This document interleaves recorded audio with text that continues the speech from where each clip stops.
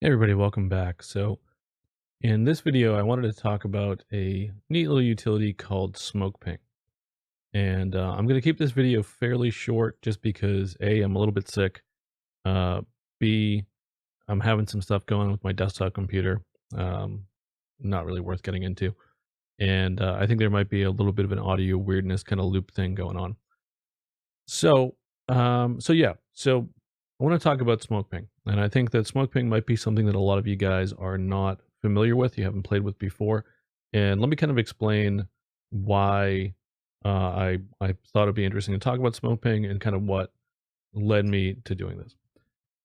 So recently, I've had some kind of networking issue on my homeland, and it's affected a number of different things. I need to have good networking, and primarily it's affected a small subset of the machines that I have on my network. So it hasn't affected everything.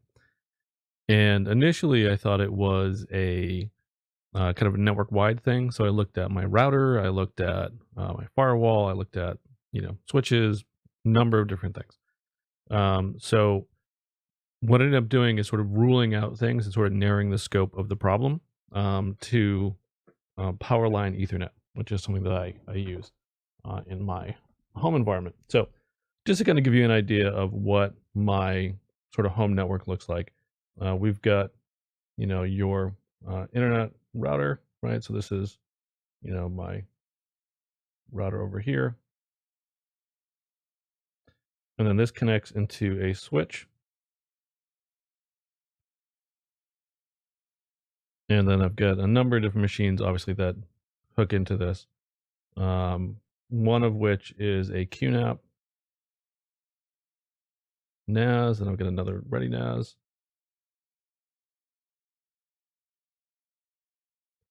And I've got VMware. And then this has a connection to Powerline Ethernet. And Powerline Ethernet, if you're not familiar with that, is it's kind of an interesting technology. Basically, what it's a little device that you can plug into a power socket, like a normal power plug socket. And what it does, it allows you to go ahead and do Ethernet over that. And this then goes over to another switch or a hub, really. It's a sort of a cheapo kind of little hub, which plugs into my desktop machine. Actually, this plugs into the other power line, other side of the power line device. Right, so these guys are basically a pair, right? So that's how that sort of connection happens. So this is basically extending this switch, right?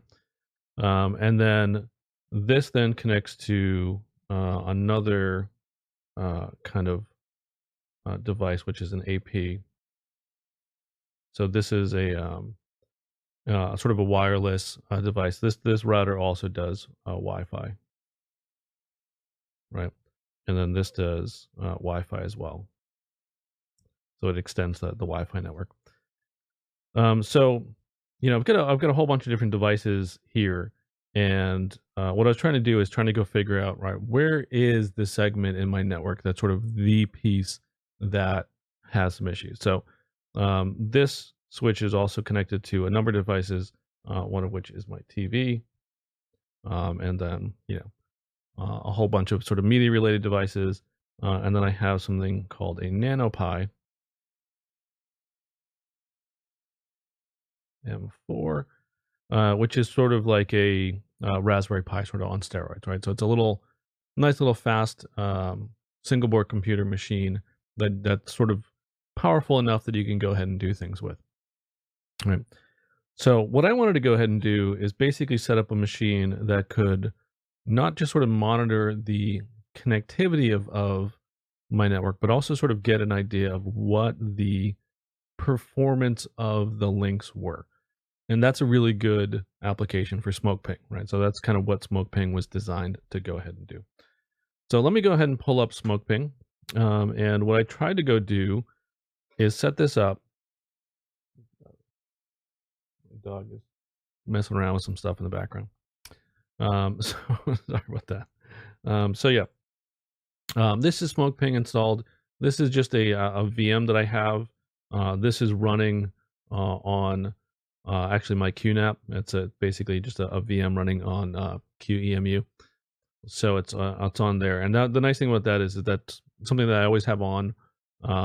It's not something that I mess around with a huge amount, and it's on the sort of the core switch, which is nice because then if as long as I'm comfortable that that core switch is working, then I can sort of limit the rest of it. So I looked at a number of different things right on there, but yeah, I was pretty confident that the switch was not the issue at that point, right? So this is Smokeping. It looks a little bit old school, right? This is sort of the default kind of page. Basically, what you do is you install it on a system, basically as a CGI, and then you can go ahead and run this as a script. Now you can put little wrappers together and stuff like that, so you can basically just embed it in a normal kind of page, and you don't have to go use it as a CGI script. But for me and kind of what I'm doing with it, I don't really care that it's a CGI. I don't have any problem with that. So if you go click on charts, this is sort of like the main page, right?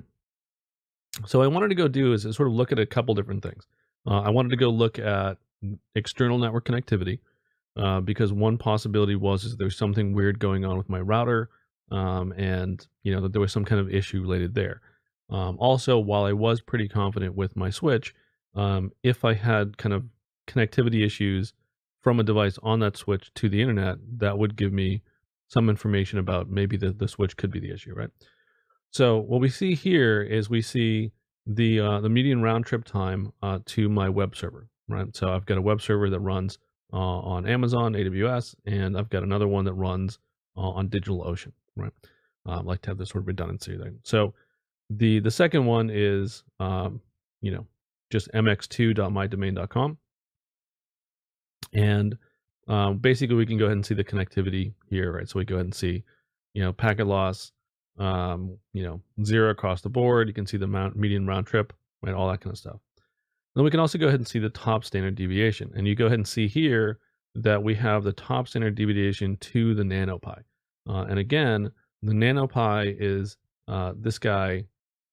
Why is that not zooming in? This guy over here, right? Which is connected to, uh, you know, that part of my network, right? Which is connected via my power line, right? So that basically means that it's going to be something in this kind of chain over here. So, one of the things I could do is basically remove this Wi-Fi router, right? So that's one of the things I'm going to be looking at. It happens to be the power line Ethernet. Once I looked at it, there's it had amber lights on the device, so that's a pretty clear indication that I've sort of found what it is. But this obviously is a very useful thing. I'm sort of getting that because this graph looks very, very, very different. The first thing you see is that the average packet loss is 5.85%. And then the maximum packet loss is like 33%.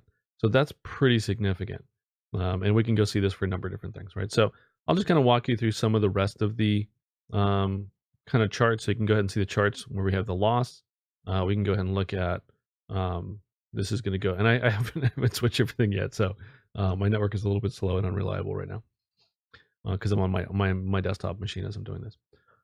So we can go ahead and see the sort of packet loss here, sort of broken down that way. And again, you see that with the NanoPi, and boom, that jumps right out at you.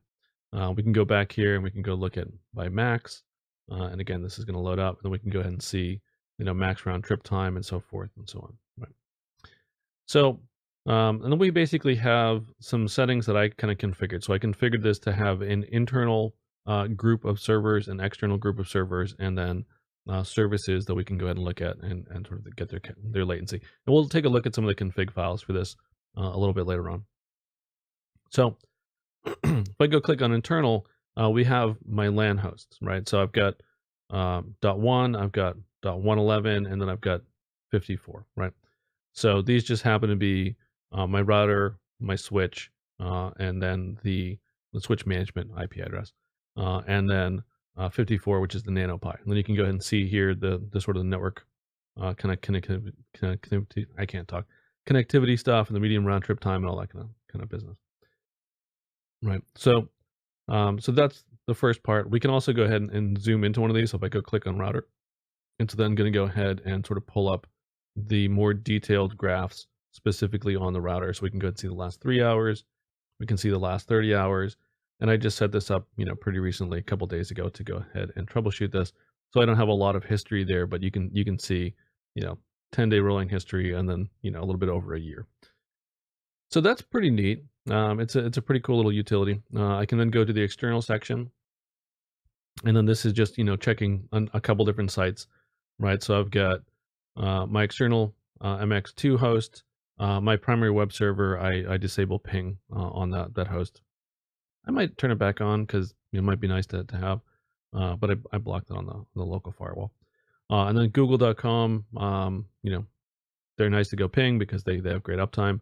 And then the Cloudflare public DNS likewise, right? So we can go ahead and see sort of what the kind of performance is to those services. And then the last one that I have is service latency. So service latency is non-ping checks. They're going to go ahead and check different kinds of things. So here we're going to go ahead and check DNS. My router is set up for DNS lookups, as well as I've got a VM running Pi-hole, right? So if you're not familiar with that, Pi-hole is basically like an RBL DNS implementation for kind of standard DNS stuff. So if you go to a domain that is known for spam, they return like 127.0.0.2, similar to the kind of the manual stuff that I talked about previously when you modify your host file. So anyway, we can get information about that. So it's basically checking DNS lookups against these systems. So how long does it take to go ahead and look up various different things against those hosts? Again, we can dig into one of these individually.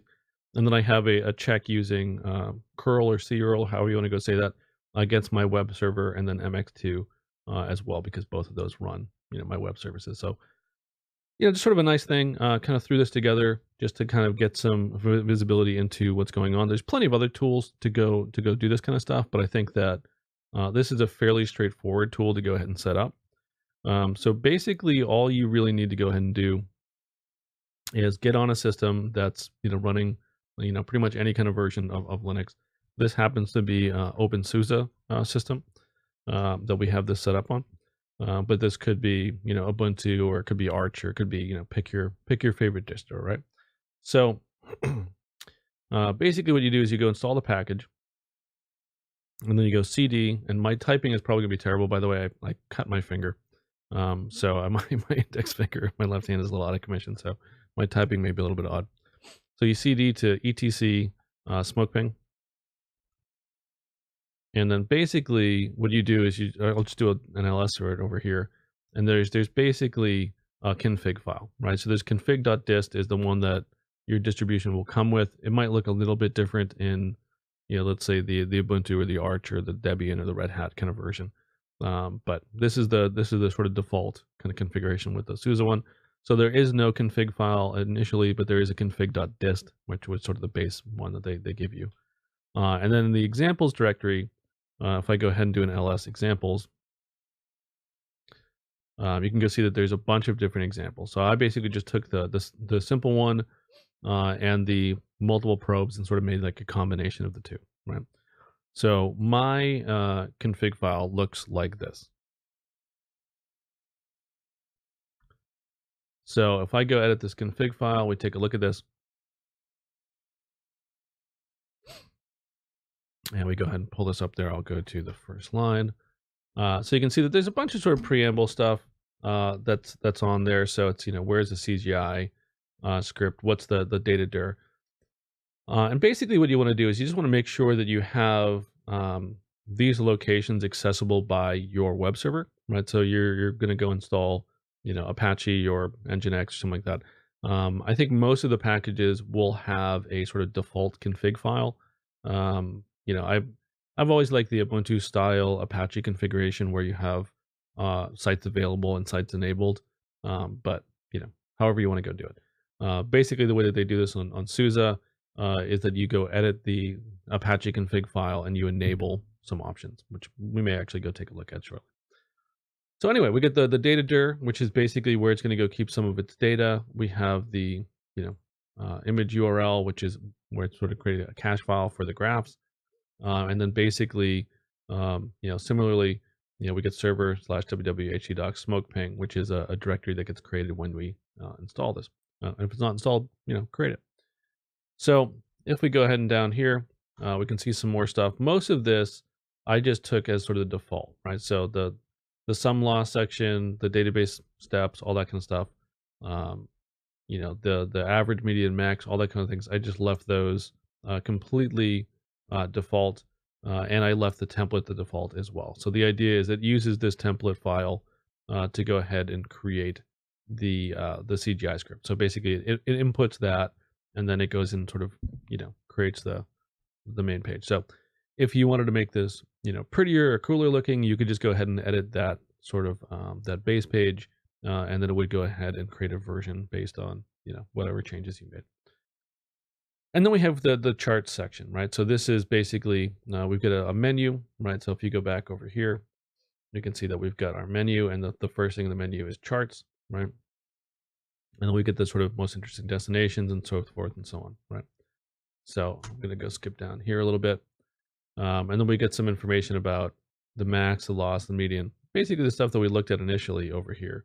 And then we get the couple different kinds of graphs. We get the last 3 hours graph, the 30-hour, and so forth, right? So I went too far. So the next thing that we want to go ahead and look at, man, this is slow. It's gonna be so much nicer once I just replace this with an Ethernet cable, which is the plan. So once we get to this probe section, the probes are basically the tests that we're going to be doing, the things that will go ahead and collect data. So the first one that we have is fping, right? So fping is basically what they use to go ahead and do the ICMP ping checks, right? So that's line 121 and 122. On 124, we get DNS, right? And we're basically going to go ahead and use the dig command to go ahead and do a lookup on nicholasbernstein.com, right? So it does 5 pings, and it does them in 180 steps. So basically, that's just in terms of the round robin database thing. This is basically just the directly out of one of the example config files. And then we also have an echo ping HTTP, which is just going to go ahead and pretty much be exactly what it sounds like. It's just going to go ahead and try to connect, and it's going to go ahead and sort of record this, right? And then we have curl or curl, or however you want to go say it, which is the sort of I sort of think a nicer check, because it lets you go do HTTPS as opposed to just HTTP, which is the echo ping HTTP. There's also an echo ping HTTPS, I think curl is a little bit nicer to kind of do it. So this was sort of there by default, so I just copied and pasted it, but I don't think I actually go use that in my config file. And then we have the curl section. One of the things you want to go put in there is the URL format. So basically, I've got HTTPS there, and then the %host gets replaced later on down the config file. So then what we go down to is the target section, where we can see starting on 149, we have the probe fping. So these are basically definitions of the host that I'm going to go ahead and do some ping checks on, right? So the first thing that we have here is you sort of have a hierarchy. So just by the number of pluses that it has. So the first one is home. That's basically the menu. This is listed as internal, and if you look at the title, it shows up as LAN hosts. And then we've got my router, my switch, my NanoPi, and then we've got the external section, which again, single plus as opposed to a double plus. And then basically just kind of goes down and sort of defines that a little bit more. And if we continue on down here, we can then go see that we've got the services menu, where we go ahead and have the service latency, the DNS and HTTP check. And again, this is just sort of the title of it, or sort of the way that you go categorize it. It shows up in a menu entry. And then we go down to the DNS, right, which is the DNS check, right? So if we continue down here, we'll see the probe is equal to DNS. And then we have the, my router, which is what we're going to do the DNS lookup on.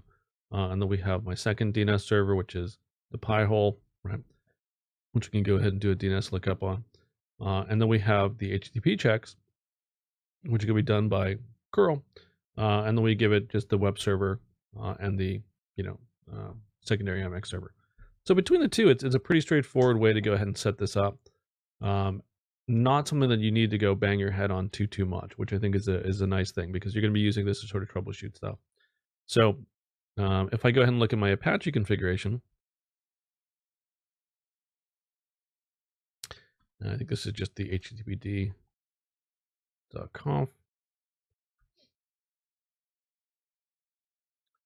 So if this comes back, I go down to the bottom of the file. Where was this?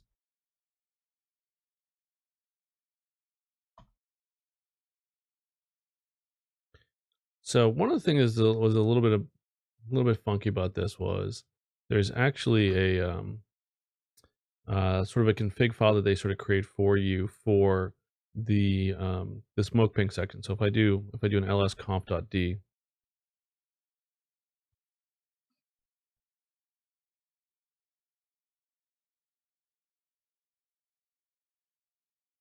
oh, I'm in the wrong direction. cd etc httpd.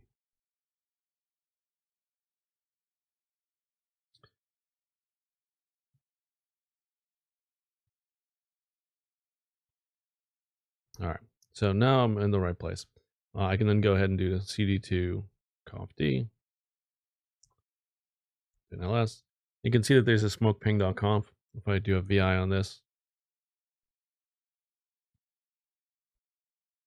so this is the main config file that has all of the Smokeping configurations.